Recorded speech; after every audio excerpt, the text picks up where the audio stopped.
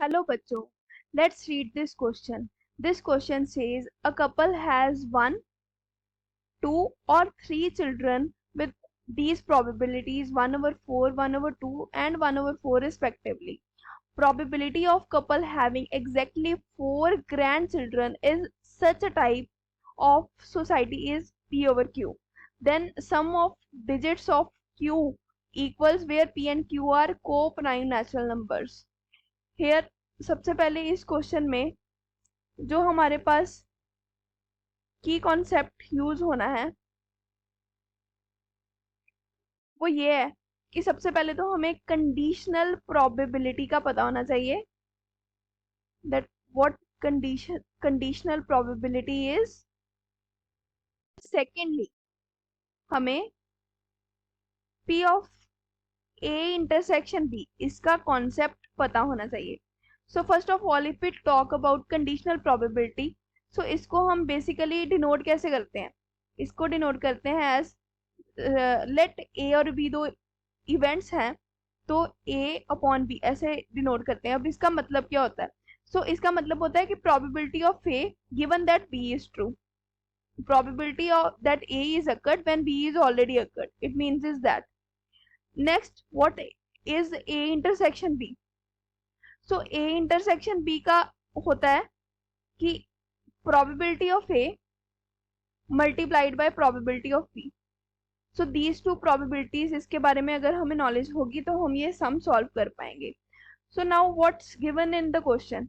हमारे पास जो couple है वो या तो फिर उसका 1 चाइल्ड हो सकता है, 2 हो सकता है और 3 हो सकता है. तो इंडिविजुअल अगर हम इसकी प्रोबेबिलिटी देखें तो thing which is given to us is कि एक चाइल्ड होने की प्रोबेबिलिटी लेट ए है, ए इज फॉर 1 चाइल्ड, लिख देती हूँ ए इज फॉर 1 चाइल्ड. अगर बी हो इवेंट फॉर द 2 चिल्ड्रंस, सी हो अगर 3 चिल्ड्रन के लिए, तो प्रोबेबिलिटी ऑफ ए हमारे पास गिवन है, प्रोबेबिलिटी ऑफ बी गिवन है और probability of next C given है. Now these probabilities are 1 by 4, 1 by 2 and 1 by 4 respectively. Next चीज जो हमें दी हुई है कि प्रोबेबिलिटी कि कपल के एग्जैक्ट 4 ग्रैंड चिल्ड्रन हो, तो ई हम उस इवेंट को मान लेते हैं कपल हैविंग क्या है एग्जैक्टली क्या हो उनके 4 ग्रैंड चिल्ड्रन, 4 ग्रैंड चिल्ड्रन. तो इसको हम मान लेते हैं एज ई. तो P of E probability of event E.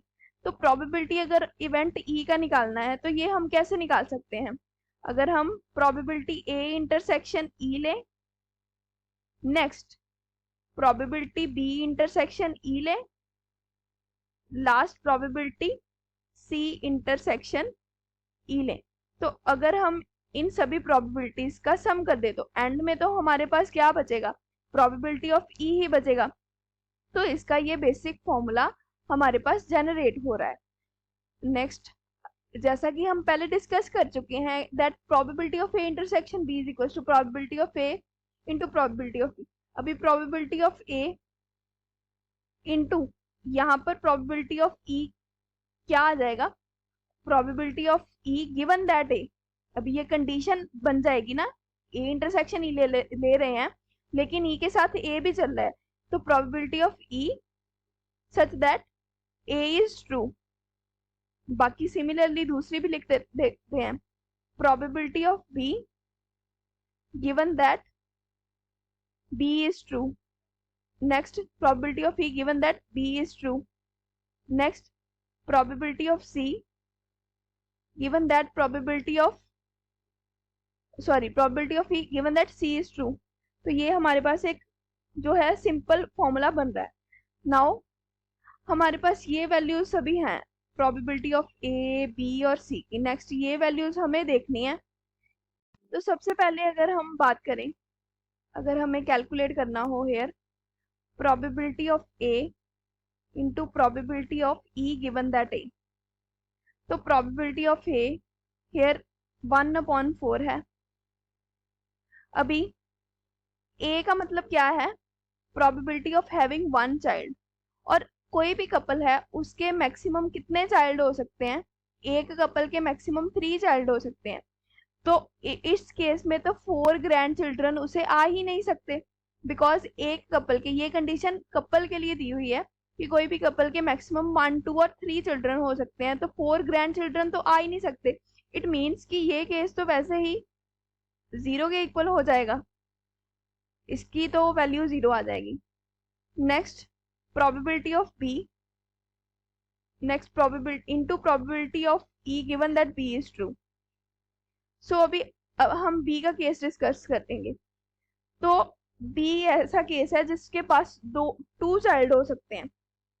सो एक 2 चाइल्ड इसके पास हो सकते हैं। अभी 2 चाइल्ड हैं, अभी या तो फिर ऐसा होएगा ये चाइल्ड के से इनके 2 और चाइल्ड हो जाए, या फिर ऐसा हो इनके भी 2 चाइल्ड हो जाए, सो दैट ये जो है इनके ग्रैंडसन कितने हो जाएंगे, 1, 2, 3, 4। या फिर ऐसा हो सकता है, अगर हम सिंपल एक चार्ट बना के देखें तो क्या क्या पॉसिबिलिटीज बन रही हैं। या फिर हो सकता है हमारे पास जो आ रहा है कि 2 चिल्ड्रन है, फर्स्ट चिल्ड्रन और सेकंड चिल्ड्रन, या तो फिर दोनों के 2 बच्चे हो जाए, 2 for the 1 and 2 for the 2, या फिर एक के 1 हो जाए और दूसरे का 3 हो जाए, या फिर एक का 3 हो जाए दूसरे का 1 हो जाए। तो यही केसेस हमारे पास बन रहे हैं। ऐसा तो कोई केस नहीं आएगा कि एक के 0 हो जाए और नेक्स्ट के 4 हो जाए, बिकॉज 4 तो किसी के हो नहीं सकते, बिकॉज दिया हुआ है कि 3 चिल्ड्रन मैक्सिमम हो सकते हैं। तो इट मीन्स ये केस तो आएगा ही नहीं। तो ये केसेस हमारे पास बन सकते हैं। तो अभी इन केसेस को डिस्कस करके ही हम ये प्रोबेबिलिटी निकाल सकते हैं। ये प्रोबेबिलिटी हमारे पास कैसे बन जाएगी, first of all probability of B ये कितनी है, 1/2। Next probability of E given that B निकालनी है, तो ये सभी कैसे आ जाएगी। सबसे पहले 2 का अगर बनाए तो वो कितनी आ जाएगी, 2 के आने की फिर से प्रोबेबिलिटी 1/2 इंटू 1/2 है, तो ये आ गई 1/2 into 1/2 plus again probability of B. Next या तो फिर 1 चाइल्ड हो जाए, अभी 1 चाइल्ड के आने की कितनी है, 1/4, हियर 1/4, और नेक्स्ट में 3 चाइल्ड हो जाए उसकी भी 1/4 है। फिर नेक्स्ट या फिर इसमें 3 हो जाए उसकी भी 1/4 है, या फिर 1 हो जाए उसकी भी 1/4 है, तो ये हमारे पास आ जाएगी। तो इन सब में से हम अगर 1/2 को कॉमन निकाल दें तो हमारे पास क्या बचेगा, here 1/4 plus 1/4, 4 16 plus 1/16 which is equals to 6/16, 1/2 into 6/16, so which is equals to 3/16। so next case हमारे पास C का है। तो नाउ C के केस में हमारे पास 3 चाइल्ड है, तो here 3 children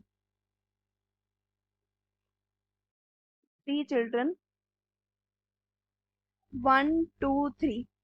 now there are 3 children, in 3 children के आगे जो है चाइल्ड डिस्ट्रीब्यूशन कैसे हो सकती हैं।